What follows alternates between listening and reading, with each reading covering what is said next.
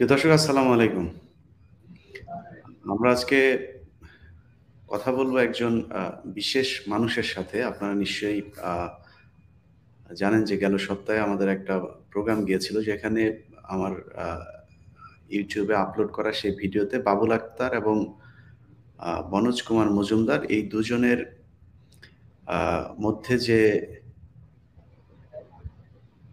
কোন্দল, সেটা শুধু আমি ব্যক্তিগত কোন্দল বলবো না, যে যারা বাংলাদেশের পুলিশে এখন কাজ করছে তাদের মধ্যে স্পষ্টত দুটি ভাগ সৃষ্টি হয়েছে। তার মধ্যে একটি হচ্ছে মুসলমান এবং আরেকটি ধর্ম, আমি নাম নিতে চাচ্ছি না।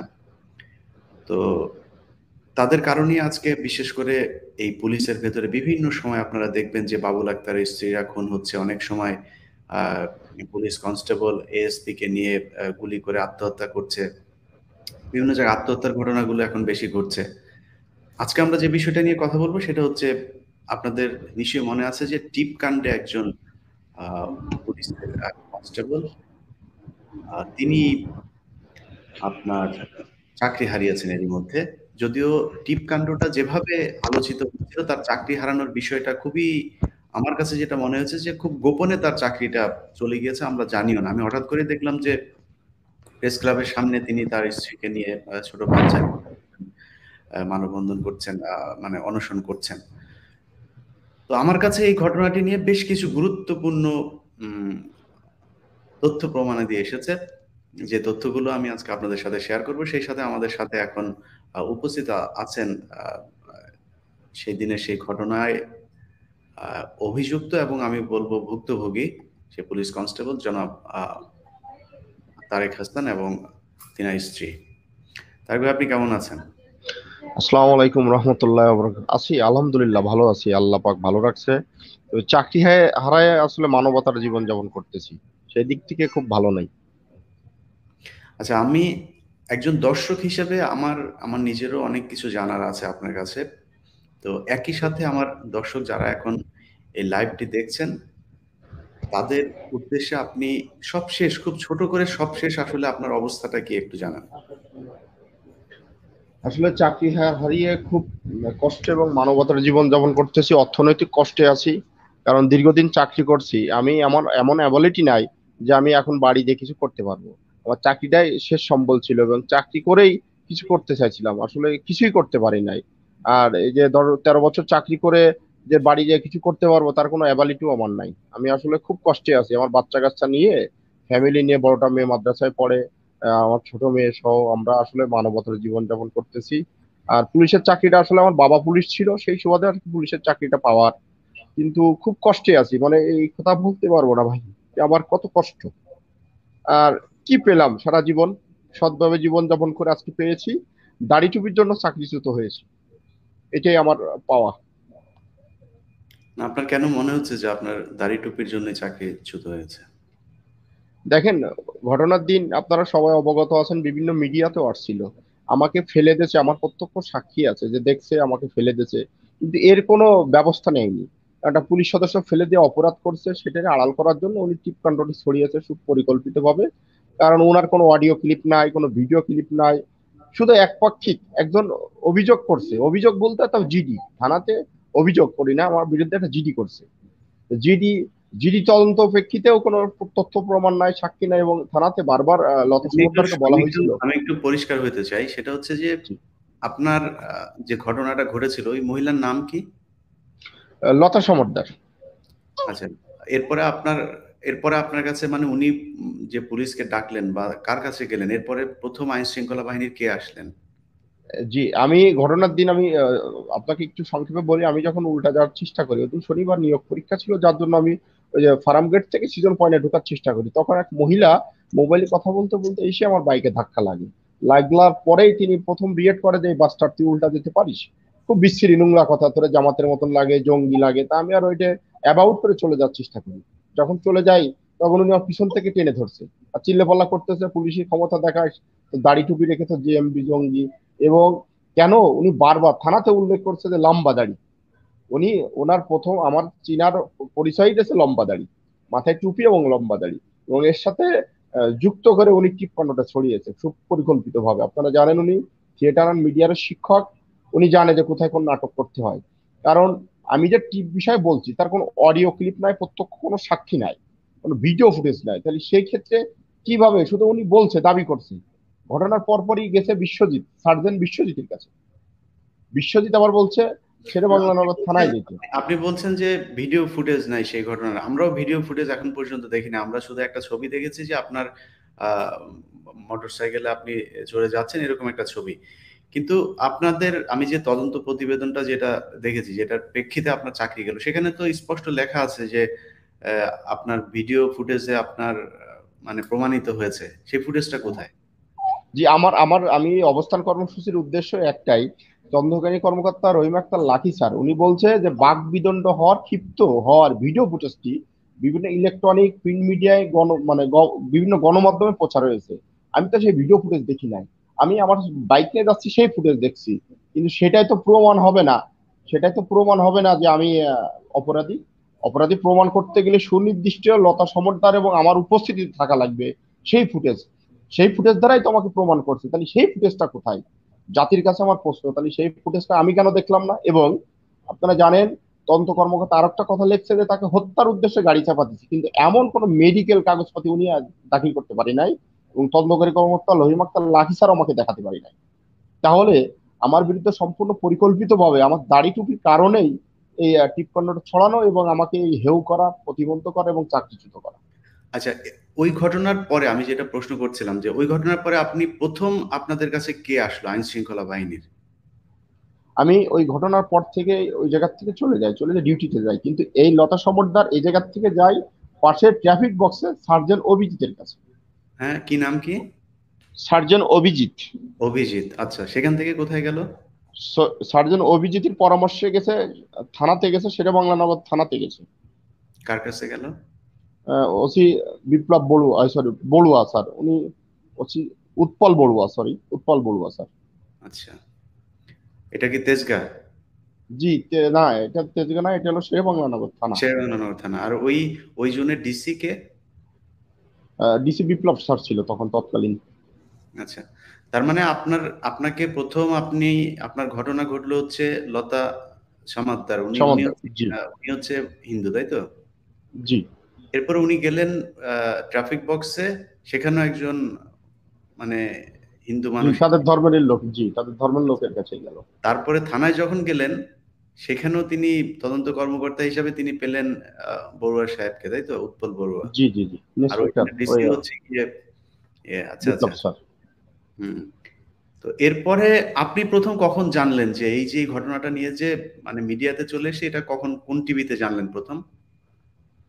এইকে আমি আমার ওয়াইফের মোবাইলে একাত্তর টেলিভিশনে খুব ফলোআপ ভাবে প্রচার করতেছে। একাত্তর সময় আমি 4 দিন পরে জানতেছি, এবং এই 4 দিন বলো আমি, আমার কর্মস্থল ছিল জুডিশিয়াল সার্ভিস, আপনার ঢাকা ইউনিভার্সিটি অপোজিট পাশে, যে জায়গায় প্রধান বিচারপতির নিরাপত্তা ডিউটি করতাম আমি অফিসের।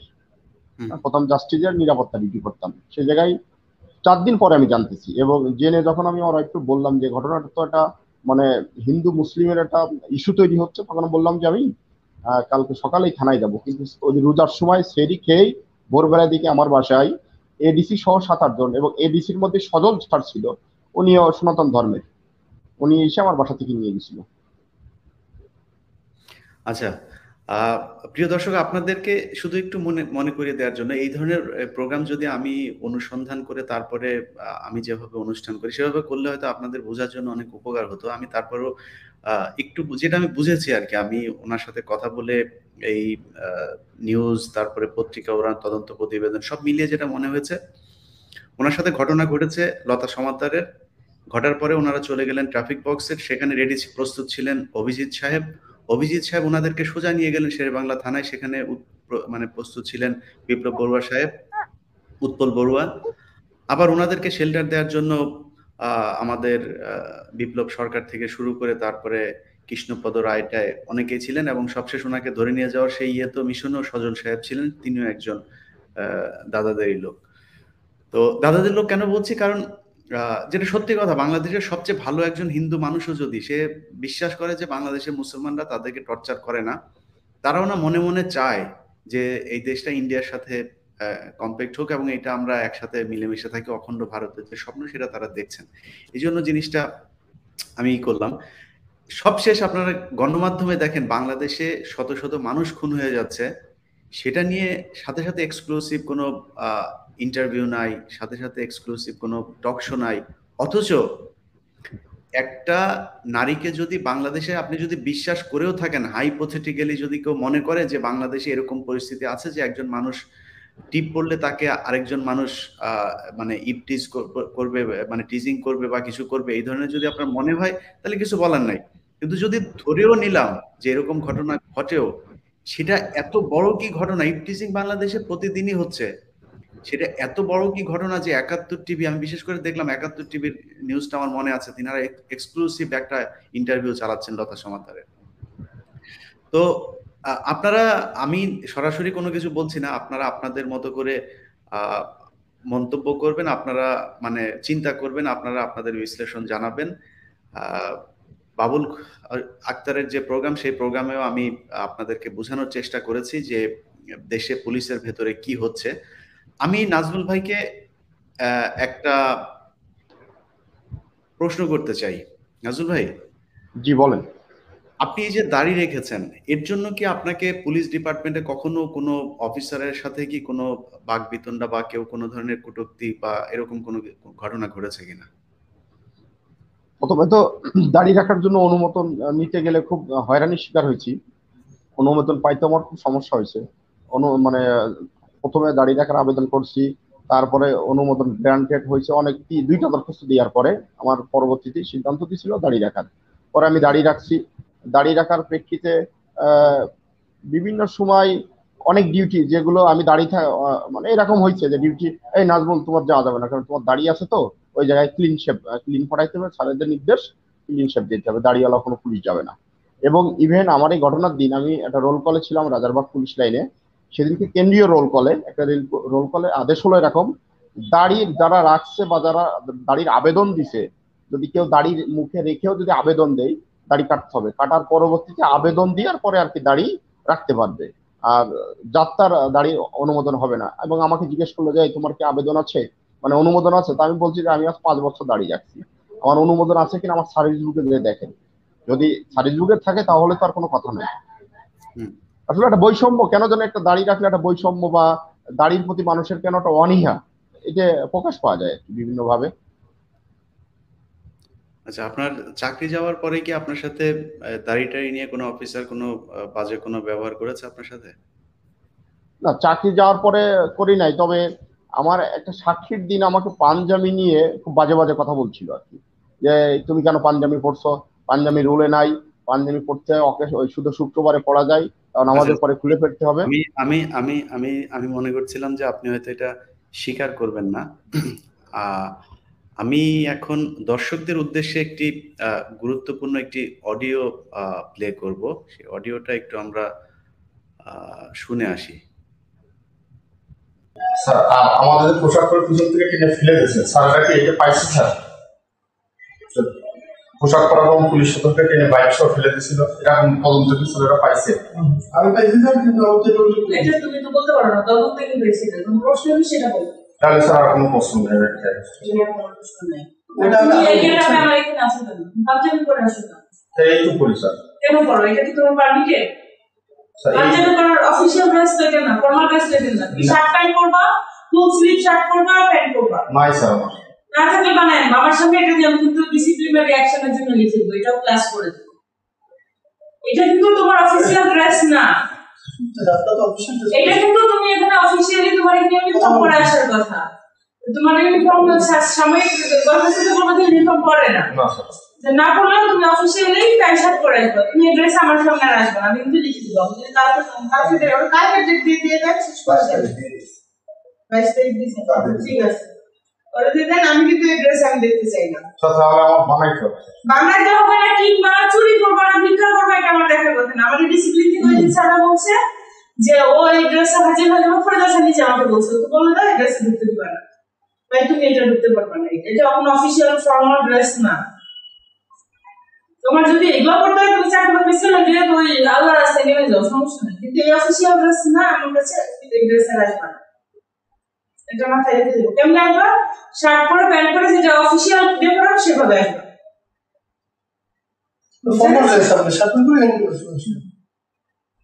ওইটা সাতটার পরে কি নামাজ পড়া যাবে না? পড়ি না তো স্যার, সবসময় এটাই পড়বা। এটা তুমি পড়ো না, গায়ের জোরে পড়ছো। এটা চাকরির ইয়ে না, নীতি না।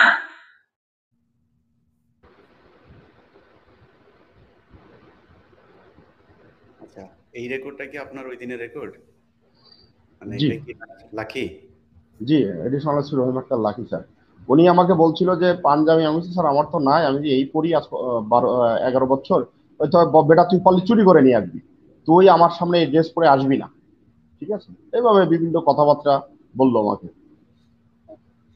আচ্ছা, আমি দর্শকদের উদ্দেশ্যে একটু পরিষ্কার হতে চাই। সেটা হচ্ছে যে, প্রিয় দর্শক, আপনারা হয়তো মনে করছেন যে এই রেকর্ডটা একজন পুলিশ কেন পায়জামা পাঞ্জাবি পরবে। এই ঘটনাটা যেদিন ঘটে সেদিন ওনার চাকরি ছিল না। মানে উনি ইউনিফর্ম পরা ওনার পক্ষে সম্ভব ছিল না, মানে অ্যালাউড জি না। জি জি, আমি সাসপেনশন অবস্থায়, আমার তো পোশাকটা জমা ছিল। মানে পুলিশের পোশাক পরা অ্যালাউ না। সেই ক্ষেত্রে যে স্বাভাবিকভাবে যে পোশাক পরেন তিনি সেই পোশাক পরেই ওইখানে যাবেন, এটাই স্বাভাবিক। যদি একজন হিন্দু ধুতি পরে যেতে চায় সেই ধুতি পরে যেত, যে প্যান্ট শার্ট পরে যায় সে প্যান্ট শার্ট পরে যাবে। তো স্বাভাবিক সাধারণ পোশাক যদি নাকি কেউ, তারেক ভাই যেটা বলেছেন আপনার নিশ্চয় অডিওতে শুনছেন যে ওনার কোনো শার্ট প্যান্ট নাই, উনি এটাতে অভ্যস্ত, এবং ওনাকে বলছেন যে চুরি করে তারপরে এখানে পড়তে হবে।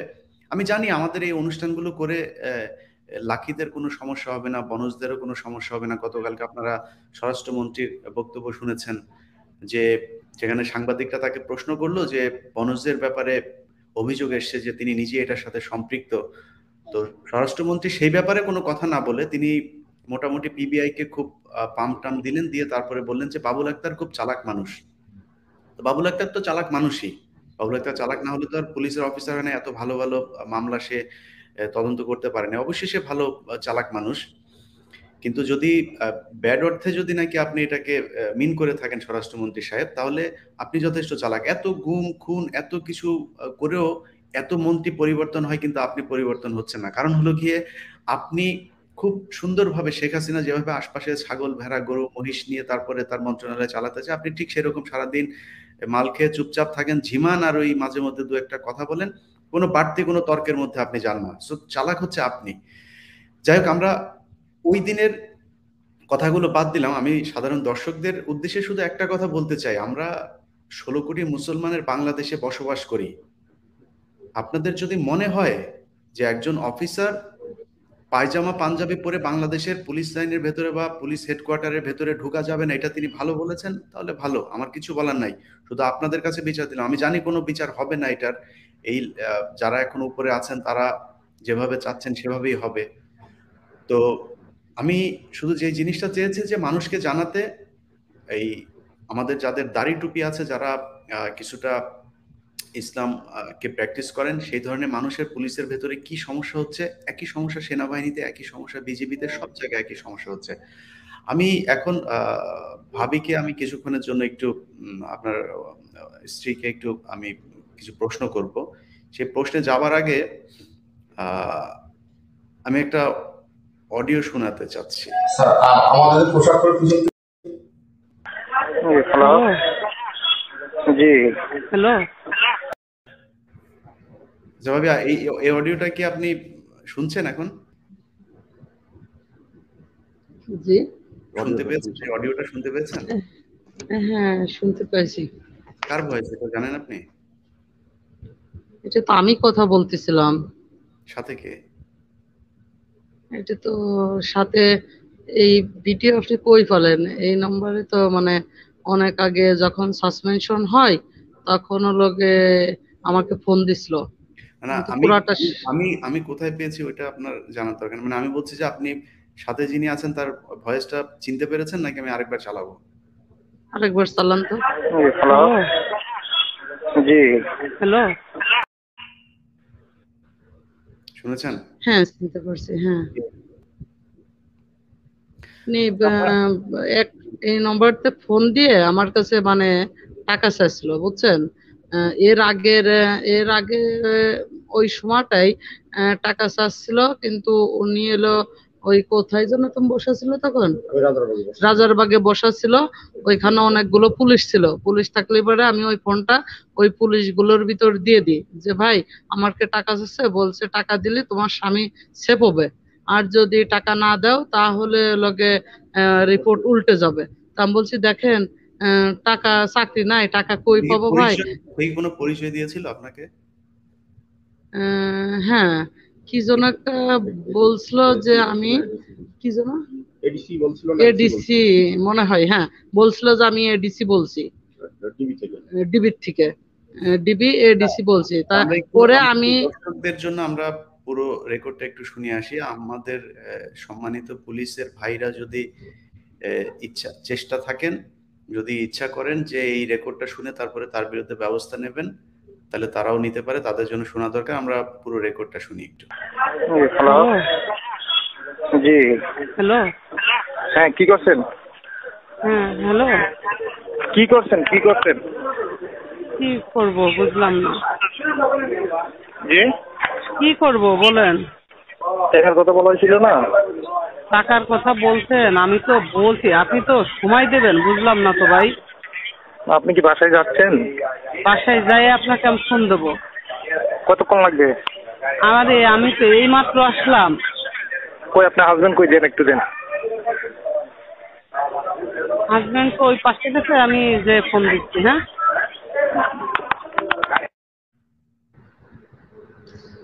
হ্যাঁ রাইট।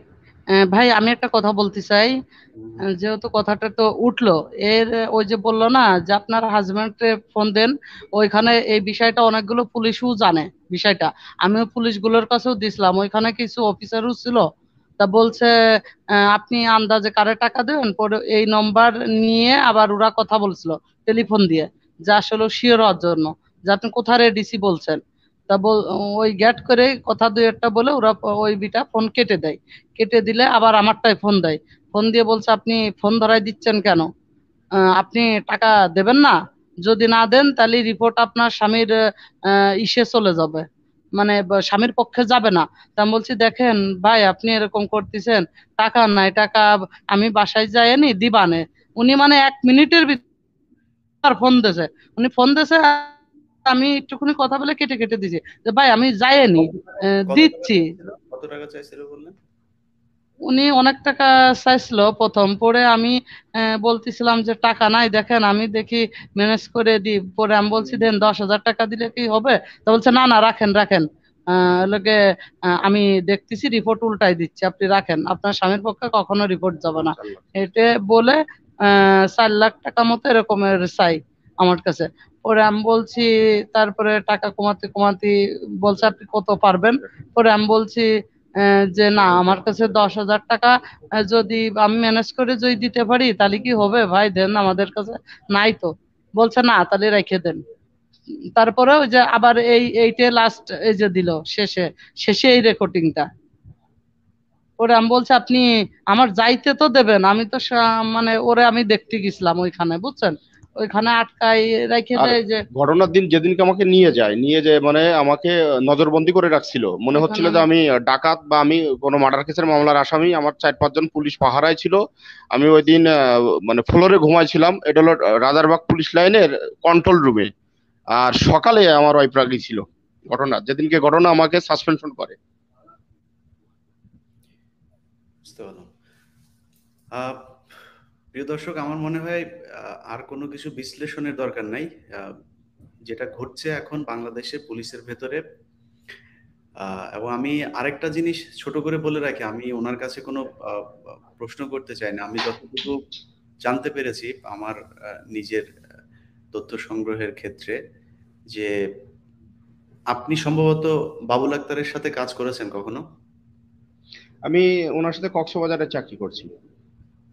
মানে কি তখন কি হিসেবে ছিলেন ওইখানে আপনি? উনি এডিশনাল এসপি ছিল কক্সবাজার জেলার। আপনি কি ওনার গানম্যান বা মানে আপনি এরকম কোনো ইয়েতে ছিলেন কিনা বাবুল আক্তারের সাথে? আমি স্যার আমার বাড়ি যখন যশোরে বলছিলাম, তারপর থেকে স্যার আমাকে খুব ভালোবাসতো এবং স্যার আমাকে বলছিল তুই আমার পাশেই থাকবি, সবসময় আমাকে পাশেই রাখতো, যে কোনো অপারেশন যে কোনো জায়গায় আমি স্যারের পাশেই থাকতাম। যাই হোক প্রিয় দর্শক, আমি এটা নিয়ে আর খুব বেশি বাড়তি কিছু বললাম না। কারণ হচ্ছে যে আপনারা হিসাব মিলায় নেন যে উৎপল থেকে যাচ্ছে আপনার কি বলে সব দাদারা আরকি। তো দাদাদের কাছেই যাচ্ছে এবং ওনারাই ভিকটিমও ওনাদের নিউজ করছে, সেও দাদাদের লোক। তো আর কি বলবো, আপনারা আপনাদের কাছে আমার এখন সেই যে চাওয়া সেটা হচ্ছে যে আমাদের তারেক ভাই ওনার মতো আরো অসংখ্য পুলিশ অফিসার আছেন যারা এই ভারতীয় আগ্রাসনের শিকার। অনেকে চাকরি হারিয়েছে, অনেকে চাকরি হারাবে, নানান সমস্যায় আছে, যেটা আপনারা যদি এখন একটা থানায় যান তাহলে আমার বলার দরকার নাই, আপনারা নিজেরাই জানেন যে থানার ভেতরের পরিস্থিতিটা কি। একটা দেশের মধ্যে হিন্দু, মুসলমান, খ্রিস্টান সবাই মিলেমিশে বাস করবে, এটা নিয়ে আমাদের কোনো সমস্যা নেই, আমরা সারা জীবনই সম্প্রীতির সাথে বসবাস করে এসেছি। কিন্তু যখন দেখা যায় যে 6 ভাগ বা 8 ভাগ একটি বিশেষ ধর্মের মানুষ সব উপরের চেয়ারগুলোতে বসে আছে, তখন সেটা বোঝার বাকি নাই যে এই তারেক হাসান কিংবা বাবুল আক্তাররা যে এই নিষ্পেষণের শিকার হবে, খুব স্বাভাবিক ব্যাপার। এটা আমার কাছে খুব বেশি জটিল বা খুব মানে অবাস্তব কিছু মনে হচ্ছে না। তো আমাদের তারেক ভাই খুব সমস্যায় আছেন। এখন ভারতীয় দালালরা যে টার্গেট করে করে যে কাজগুলো করছে, যেমন বেনজির, মনিরুল, এদের মতো যারা তাদের সাথে ট্যাগ হয়ে যেতে পারবে, তাদের স্বার্থকে যারা প্রমোট করবে, তাদের স্বার্থের ব্যাপারে যারা বাধা দেবে না, তারা ঠিক থাকবে। কিন্তু অন্য মুসলমান যারা আছে, যারা কিনা দেশের কথা চিন্তা করে, বাবুল আক্তার কিংবা তারেক ভাইদের মতো, তাদেরকে এই পরিণতি ভোগ করতে হবে। তো তারেক ভাই একজন সৎ মানুষ। আমি কখনোই কোনোদিন আমার চ্যানেল কিংবা আমার ফেসবুক পেজ বা কোথাও আমি কারোর জন্য মানে সাহায্য চাইনি, কারণ এখানে অনেক এগুলো আবার পরে নেগেটিভ অনেক সমস্যা আছে, তো সেটাতে কিছু ঝামেলা হয়। কিন্তু আমার খুব খারাপ লেগেছে, আপনারা স্ক্রিনে ওনার বাচ্চাটা দেখছেন, একেবারে ছোট বাচ্চা, এদেরকে নিয়ে খুব খারাপ পরিস্থিতির মধ্যে আছেন। তারেক ভাই আমাকে বলছিলেন যে ভাই আমার খুবই খারাপ অবস্থা, আমার হয়তো ঢাকা ছেড়ে চলে যেতে হবে।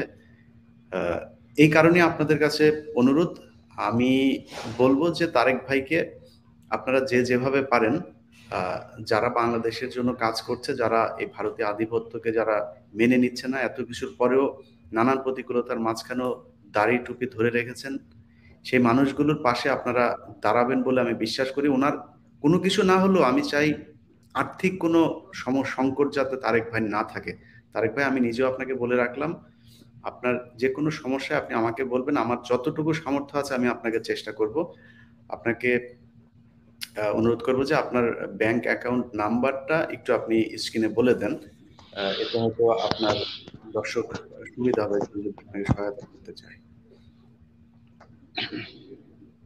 আমার একটা কারেন্ট অ্যাকাউন্ট আছে মাগুরা জেলায় ইসলামিক ব্যাংকে। অ্যাকাউন্ট নম্বরটা হলো 20 50 24 60 122 14 08।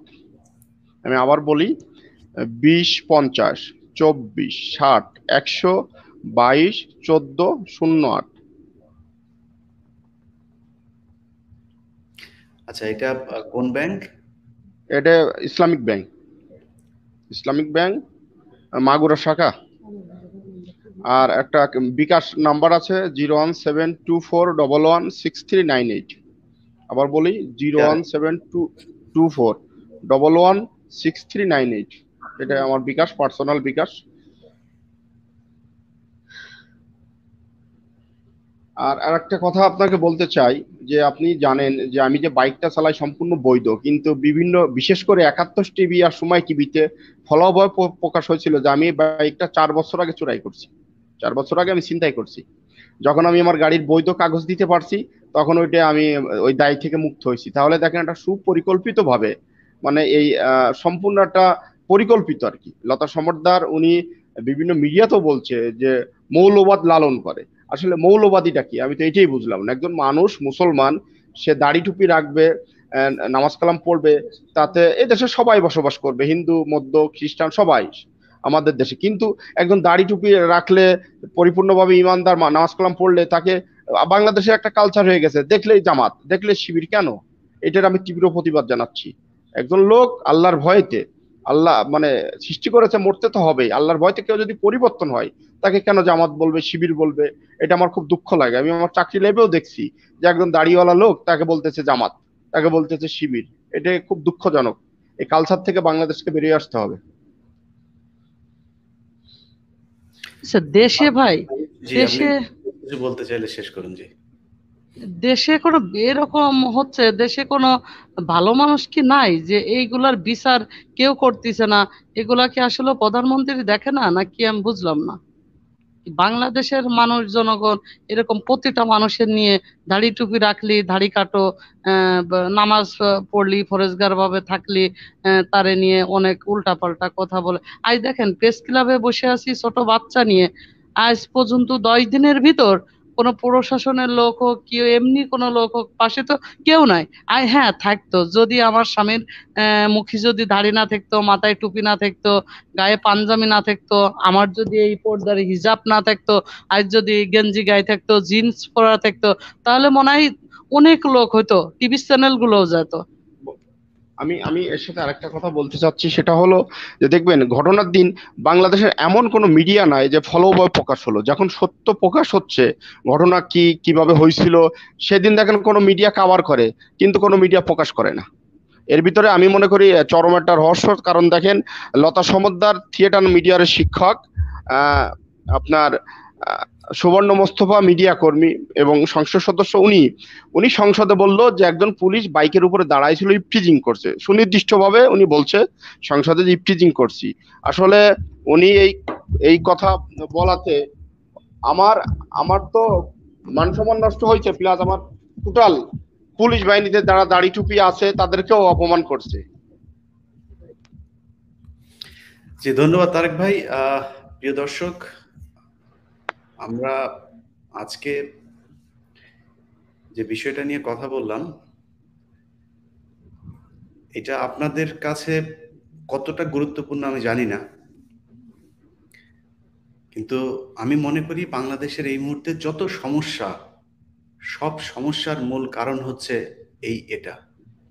এই জন্যই দীর্ঘদিন ধরে আমি মাঝে মধ্যে মনে হয় আমি নিজেই বোধহয় মানে বুঝি না নাকি, ভারতের এই সমস্যা না দেখি কোনো রাজনৈতিক দলই, মানে নির্দিষ্ট কোনো দলকে বলবো সেটা না, কোনো রাজনৈতিক দলের ভেতরেই এটা নিয়ে তেমন গুরুত্বপূর্ণ আলোচনা হয় না, এটা গুরুত্বই দেওয়া হয় না। কিন্তু আজকে দেখেন, মানে আমি বিশ্বাস করেন, ধরেন আমার খুব শুভাকাঙ্ক্ষী, খুব কাছের মানুষ বা আমার পরিবারের মানুষ আমাকে খুব করে বলে যে কি দরকার এইসব নিয়ে ঝামেলা করা, কি দরকার এইসব নিয়ে কথা বলা, আহ আরো অনেক কিন্তু মানে মানসিকভাবে এত মানে মানে কষ্ট পাই না এগুলো যখন দেখি। তো সেই কারণেই এগুলো নিয়ে আমি কথা বলি এবং আমার বেশিরভাগ ভিডিওই এইসব সংক্রান্ত। আপনাদের যারা পুলিশে চাকরি করেন তাদের কাছে এবং আরেকটা কথা, একটা অনুরোধ। জি তারেক ভাই, আপনি কিছু বলছেন? আরেকটা কথা বলতে যাচ্ছি। যেদিনকে আমি পাঞ্জাবি পরে যে তদন্ত কর্মকর্তা রুমে যাই, তখন এক হিন্দু সাব ইন্সপেক্টর, ওনার নামটা যেন কি আমার জানা নেই, উনি আমার দেখার সাথে বলছে, তুমি নাজমুল? তা আমি বলছি জি। এমনি তো জামাত শিবির মতন তুমি লেবাজ, আবার এই লেবাজ এখানে? মানে বুঝলাম না, মানে কেন জানি মানুষের ভিতরে অ্যালার্জি কাজ করতেছে, বিশেষ করে আমাদের পুলিশের কিছু কিছু কর্মকর্তা এবং কর্মচারী যারা এই লেবাসটাকে সহ্য করতে পারে না। এটা তাদের ভিতর কেন? এটা একজন মানুষ পরিপূর্ণভাবে নামাজ কালাম পড়বে, সে যদি সহিভাবে থাকে, তাহলে এটা কেন সমস্যা? এত বৈষম্য কেন এই জায়গায়? আর আমরা আমরা আমরা একটা জিনিস দেখবেন, আমাদের একটা অ্যাসোসিয়েশন আছে কনস্টেবল থেকে ইন্সপেক্টর, এর কোনো রেজিস্ট্রেশন দেয় না, কিন্তু বিসিএস একটা রেজিস্ট্রেশন আছে। আমি আসলে আপনার মাধ্যমে দেশের জনগণকে বলতে চাই, আমাদের যদি সেই রেজিস্ট্রেশনটা আমরা পাইতাম, তাহলে আমাদের প্রতিবাদ করার মতন একটা শক্তি হতো। বা আমি যেরকম দেখেন অসহায়, এবং আমাকে সম্পূর্ণভাবে একেবারে পরিকল্পিতভাবে ফাঁসাইছে। দেখেন, কোনো অডিও ক্লিপ প্রকাশ করতে পারছে না তদন্তকারী কর্মকর্তা রহিম আক্তার লাকি স্যার, যে ভিডিও ফুটেজ দ্বারা প্রমাণ করছে, সে ভিডিও ফুটেজটা উন্মোচন করতে পারতেছে না। এবং উনি কদিন আগে একটা বলছে যে উনি বাঁচার জন্য, এটা সময় নিউজ বা যে কোনো একটা নিউজে বলছে যে বাঁচার জন্য। আসলে বাঁচার তো কিছু নাই, চাকরি তো আমার হারাই গেছে। এখন আমি চাচ্ছি সত্যটা প্রকাশ হোক, প্রয়োজনে আমার আরো ফাঁসি হোক, কিন্তু সেই ভিডিওটা আমি দেখতে চাচ্ছি, দেশবাসীর মাধ্যমে, আপনার মাধ্যমে দেশবাসীকেও দেখাতে চাচ্ছি সেটা ফুটেজ কোথায়। এবং উনি আরেকটা কথা বলল যে টিপ পড়ার অরুচি শব্দ, যার কোনো অডিও ক্লিপও নাই। একজন আমার বিরুদ্ধে একটা জিডি করছে এবং উনি সাক্ষী। ঘটনাস্থলে প্রত্যক্ষ ওনাকে আমি জিরা করছিলাম, লতা সমদ্দারকে, আপনার কি প্রত্যক্ষ কোনো সাক্ষী আছে যে শুনছে আমি আপনার কুর্তি করছি? তা বলছে যে না। এবং আরেকটা গুরুত্বপূর্ণ কথা না বললেই নয়, ওনাকে আমি জিজ্ঞেস করছিলাম যে আপনি এটা সাম্প্রদায়িক রূপ দিলেন কেন? তা উনি লিখছে কাটা ড্যাশ দিয়ে করলে মজা পাবি করবি। দেখেন কত বড় একটা মানে শিক্ষক, জাতির মেরুদণ্ড, সে কত বাজে ল্যাঙ্গুয়েজ ব্যবহার করলো। বলেন কি বলতেছে? আমি আমি আমি ওনাকে প্রশ্ন করছিলাম একটা, যে আপনি এটা সাম্প্রদায়িক রূপ দিলেন কেন? আমার এই ইস্যুটা মানে দাড়ি টুপির এটা সাম্প্রদায়িক একটা রূপ সৃষ্টি করছিল লতা সমদ্দার। তা উনি বলল যে আমার এই প্রশ্নতে উত্তর দিচ্ছে তদন্তকারী কর্মকর্তা রহিম একটা লাখির রুমেই লিখে লিখে দিচ্ছে যে কাটা ড্যাশ দিয়ে করলে মজা পাবি করবি। আমাদের মুসলমানের কোন অঙ্গ কাটা আপনি তো জানেন।